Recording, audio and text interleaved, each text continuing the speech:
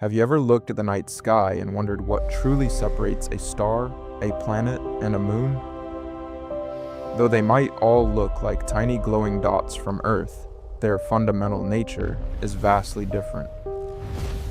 At the heart of it all are stars, colossal spheres of burning plasma, generating their own immense heat and light through continuous nuclear fusion.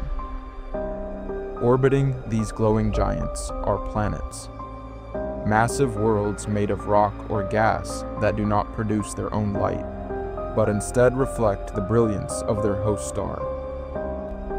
Finally, orbiting those very planets are moons, natural satellites trapped in a gravitational dance, locked to their parent worlds. From cosmic reactors to silent planetary companions, this simple harmony builds our entire universe.